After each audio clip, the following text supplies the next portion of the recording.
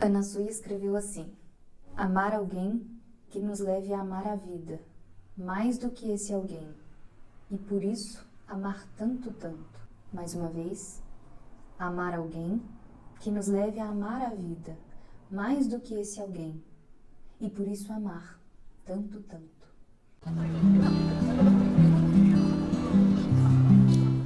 Oi, eu sou a Sara e hoje a gente vai falar sobre o amor romântico.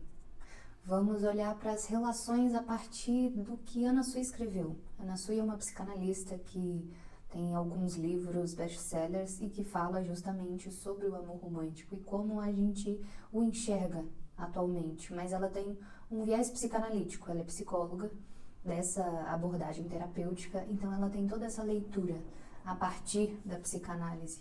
Mas não vamos entrar na temática amor a partir desse viés, mas eu achei muito interessante esse escrito, esse trecho dela, que está num dos seus livros, e eu queria olhar para ele para poder refletir a partir de que lugar a gente tem entendido os nossos afetos românticos. E quando a gente olha para esse trecho, a gente se dá conta que a Ana nos propõe a olhar para o amor para além do outro. E que justamente o fato do amor que esse outro nos permite acessar, se ele vem atrelado à abertura para uma liberdade, ele então expande.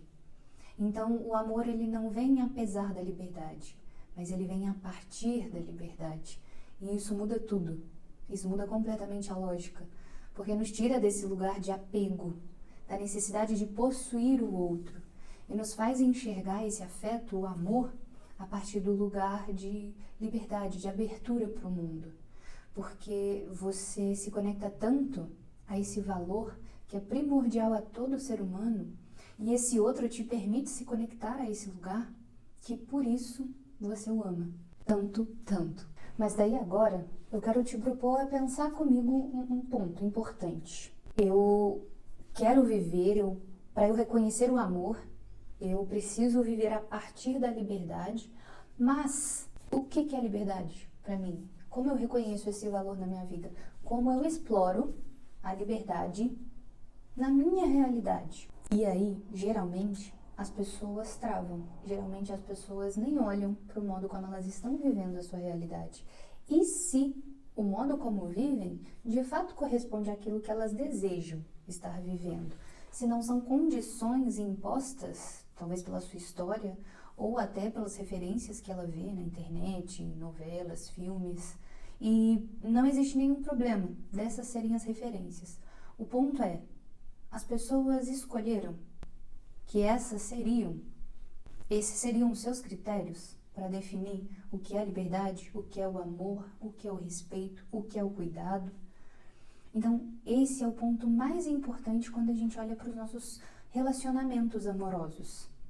Como eu estou definindo os critérios que eu desejo sustentar naquela relação, que eu desejo, inclusive, reconhecer se aquele outro desenvolve em si mesmo e que também ele vai sustentar no vínculo que está construindo comigo. Porque aí, se você não para tomar consciência desse ponto fundamental, você entra na relação num lugar de falta. E isso é natural. Todos nós partimos de faltas. O ponto é que se você não identifica as suas, você deseja que o outro supra essas faltas para você. Como se fosse responsabilidade de quem está vindo para a sua vida. Alimentar esses valores. Alimentar essas necessidades emocionais. Mas e a sua responsabilidade? E como você tem definido os seus critérios, como você tem alimentado os seus valores? E nesse trecho da Ana Sui, ela traz exatamente esse ponto, talvez de forma implícita, mas clareando aqui para vocês, que a relação que vale a pena ser investida não é aquela que vai te preencher, mas aquela que vai te permitir olhar para dentro e te direcionar a buscar as suas respostas, a gerar esse movimento em você de querer viver os seus valores, de querer viver a sua liberdade, e não aquela que te dê as respostas que talvez não serão suas, mas daquele outro. Então, você não, mais uma vez, não estará vivendo a partir do que faz sentido para a sua vida, mas se adaptando, se moldando a caber numa realidade que não é sua. Porque a gente precisa lembrar Um relacionamento é constituído de duas pessoas para a construção de um vínculo, de um afeto, de talvez um terceiro lugar que seja essa relação. Se a gente pensa num organismo vivo, a relação ela é fluida, ela é viva, então o tempo todo ela está se transformando, mas ela também precisa ser alimentada. E alimentada de quê? De identidade. E se você não olha para a sua, se você não cultiva, não desenvolve o que é seu, como você vai contribuir para aquele outro? Como você vai contribuir para que o outro vá em direção a buscar as próprias respostas? Porque quando você está nesse movimento de buscar as suas, você também aprende a desenvolver uma escuta atenta, uma atitude em que permite que o outro faça esse movimento, de ter as suas dúvidas, de encontrar as suas faltas, e você se torna presença, você se torna um amparo, mas nunca aquele quem define o que é melhor para o outro, mas uma companhia na caminhada, e não um resolvedor, um solucionador na vida de quem você está caminhando. Então, valores não é uma lista do que você quer encontrar no outro, mas é um direcionamento de como você quer viver a sua vida. Vou trazer exemplos simples, talvez, para clarear essa ideia que eu estou tentando dizer. Vamos pensar que você é uma pessoa que valoriza a autonomia. O que é autonomia? Aquela capacidade de resolver, de movimentar, de estar sempre caminhando, enfim, sempre buscando um certo tipo de resolutividade. E aí você entra numa relação em que você aprecia esse valor. Você deseja que ele seja sustentado, tanto por você quanto por aquela pessoa que está dividindo a vida contigo. Só que essa pessoa, ela não tem a autonomia como um valor principal. Muito pelo contrário, ela parte mais de uma parceria, de uma necessidade ali de contato, de uma necessidade de ter esse compromisso das situações serem resolvidas a dois. E isso é um modo de funcionar, colocando a parceria como um valor, talvez, prioritário dentro da dinâmica ali relacional. Mas para você não. Quem tá certo, quem tá errado? Nenhum dos dois. São formas de enxergar a relação, a parceria, de perspectivas diferentes. Como vocês podem chegar num ponto em comum para que a relação se sustente, abastecendo tanto a necessidade de um quanto a de outro.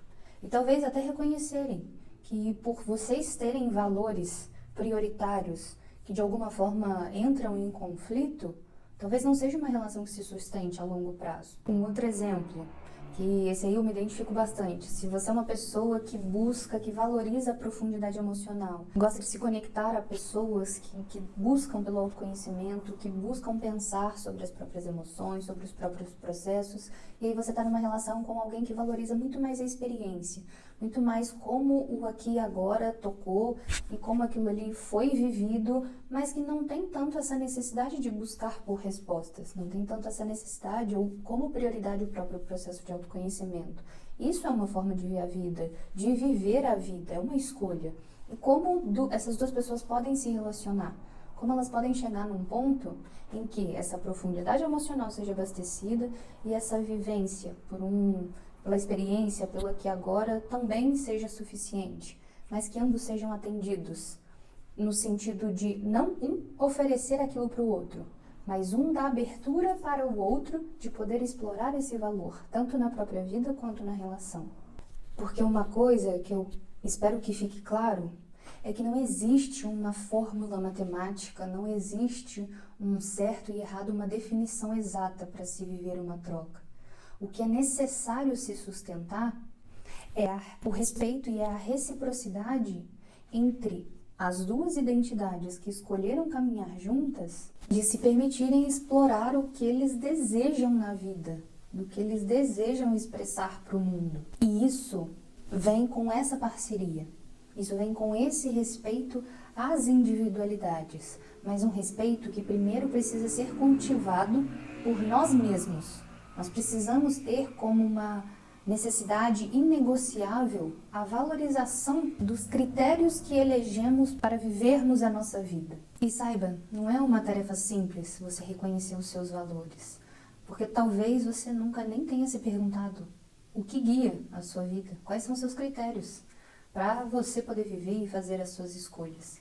Mas, quando você toma essa consciência e você vive uma relação que te dá abertura para fazer esses questionamentos e que te influencia e te ajuda, inclusive, a buscar por essas respostas, isso pode ser uma abertura mesmo a você se explorar na sua identidade. É por isso que a relação, ela não necessariamente é algo que te limita, que produz esse apego, muito pelo contrário.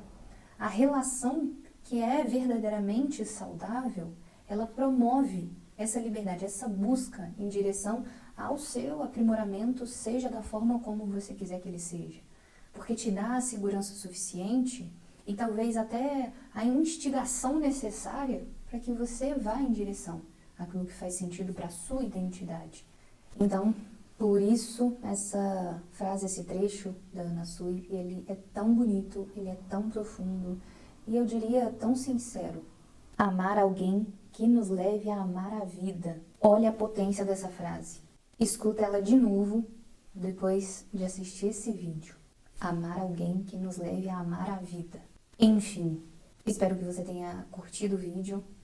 Por favor, se inscreva no canal, curte, comenta e me diz se você já havia pensado nos seus relacionamentos a partir desse viés. E, principalmente, se você já conhece os seus valores inegociáveis. Quais são aqueles critérios que você tem utilizado para guiar a sua vida, para guiar as suas escolhas e o seu comportamento?